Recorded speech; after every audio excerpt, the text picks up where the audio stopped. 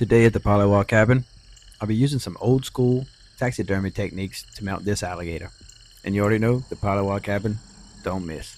Before I get started, I'd like to mention that I'm not a taxidermist, and you also want to legally harvest and report the alligator before attempting this task. I'll start this off by using a small razor knife to cut the alligator from the top of the jaw down to the tip of the tail.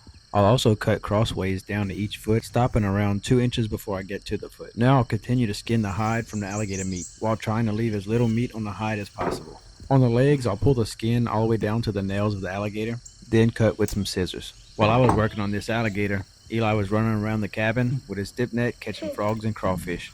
Here you can see that I now worked my way to having the hide and head removed from the meat. Eli and I can show you how to cook this part in a separate video. Here I'm taking all the meat from the head that I possibly can, like this jawline area, the brain, and other spots. Here I'm using a spoon with a sharpened edge while trying to move as much meat from the hide and head as possible. Now I'll be using this leather tool to pre-punch the holes in the alligator hide. This will make the sewing process a lot easier. Now I'll get this little cypress board prepared as a table to sew and stuff the alligator. Behind the cabin, I went out to gather some moss to use as a stuffing for the alligator mount. While gathering the moss, I like to leave little pieces on the branches to have moss in the future. Here I'll be mixing some borax with the moss. I'll also rub the borax on the hide to preserve the hide. Once the hide is well covered with borax, I'll start sewing up from the tail on up and stuffing it with moss. I use this little bamboo stick to help pack the moss down really good. As I pack the moss down and continue to sew, I normally sew around 5 to 6 inches at a time before packing more moss.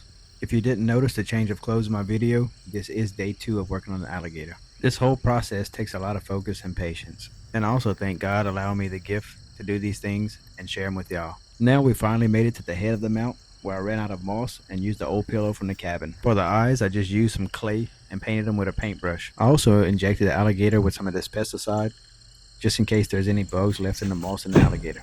I'll be using this pretty log I found years ago behind the cabin to put the alligator on. I tried putting the alligator in a couple of different positions before finding the right spot. Once I found the right spot, I secured the alligator to the log, putting a couple of nails in the feet and mouth. Once the alligator dries, I'll also secure him with glue.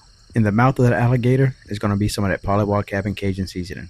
You can find this seasoning on the website. I'll be letting this alligator dry for a couple of weeks, maybe even a month, then clear coat the alligator. I'll also continue to work on small details like the mouth and other little spots. For very little money and a whole lot of patience, I believe this alligator mount came out really good. As always, I'd like to thank God for another beautiful day in the bayou, and thank you for watching the Pollywog Cabin.